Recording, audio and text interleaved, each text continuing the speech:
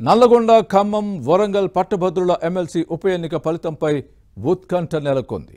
Polling పూర్తయిన తర్వాత strong రూమ్స్లో భద్రపరిచిన ballot బాక్సులు జూన్ 5న కౌంటింగ్ సెంటర్కు తరలిస్తారు. ఆ రోజు జరిగే ఓట్ల లెక్కింపు కోసం అభ్యర్థులతో పాటు గ్రాడ్యుయేట్ ఓటర్లు కూడా ఎదురు చూస్తున్నారు. ఓటర్లు ఎవరికి పట్టం కడతారనే అంశంపై ఆసక్తి నెలకొంది. గెలుపుపై ధీమాతో ఉన్న గ్రాడ్యుయేట్ ఎమ్మెల్సీ అభ్యర్థులపై ఇన్సైడ్ స్టోరీ. ఇటీవల జరిగిన నల్గొండ, ఖమ్మం, వరంగల్ పట్టభద్రుల ఎమ్మెల్సీ ఉప ఎన్నికను ప్రధాన పార్టీలు ప్రతిష్టాత్మకంగా తీసుకున్నాయి. సాధారణ ఎన్నికలను తలపించేలా ప్రచారం సాగింది. ఆయా పార్టీల అభ్యర్థులు పోలింగ్ కేంద్రాల వద్ద ఓట్ల కోసం నానా పాట్లు పడ్డారు. తమకంటే తమకు వేయాలని అభ్యర్థించారు. సాధారణ ఎన్నికల తరహాలోనే పట్టభద్ర ఓటర్లను ఆకట్టుకునేందుకు కొన్ని నియోజకవర్గాల్లో 2 ప్రధాన పార్టీలు ప్రవేశపెట్టిన టోకెన్ విధానం అందరినీ ఆశ్చర్యానికి గురిచేసింది.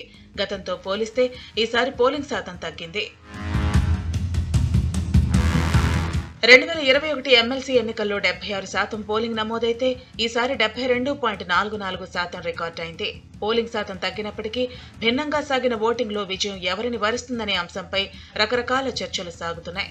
ఫస్ట్ ప్రయారిటీతో పాటు 2-3 ప్రాధాన్యత ఓట్లతో అభ్యర్థుల విజయావకాశాలు మారే అవకాశం లేకపోలేదు. కాంగ్రెస్ క్యాండిడేట్ గా తీన్మార్ మల్లన్న పోటీ చేశారు. బీఆర్ఎస్ నుంచి ఏనుగుల రాకేష్ రెడ్డి, బీజేపీ తరపున గుజ్జుల ప్రేమేందర్ రెడ్డి బరిలో దిగారు. ఈ ముగ్గురు అభ్యర్థులు తమ అదృష్టాన్ని పరీక్షించుకుంటున్నారు.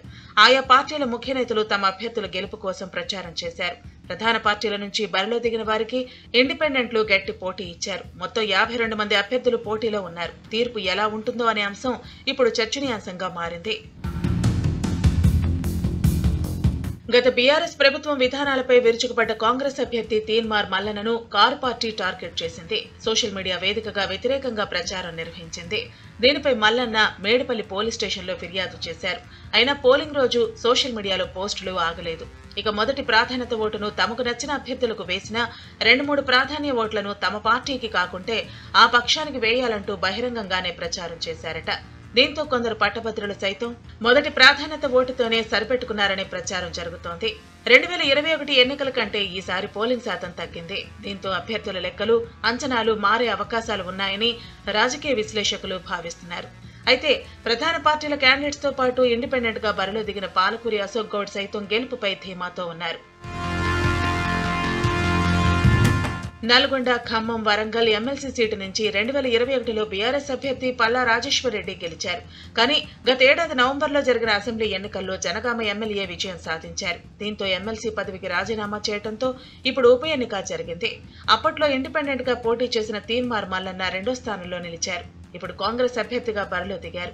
కారు పార్టీ తమ సిట్టింగ్ సీటును కాపాడుకుంటుందా? అధికార కాంగ్రెస్ తిరుగులేని శక్తిగా ఎదుగుతుందా? ప్రత్యామ్నాయం తామే అంటున్న బీజేపీ పట్టు నిలబెట్టుకుంటుందా అనే విషయాలు తెలియాలి అంటే జూన్ 5న 6న జరిగే కౌంటింగ్ కోసం వేచి చూడాలి.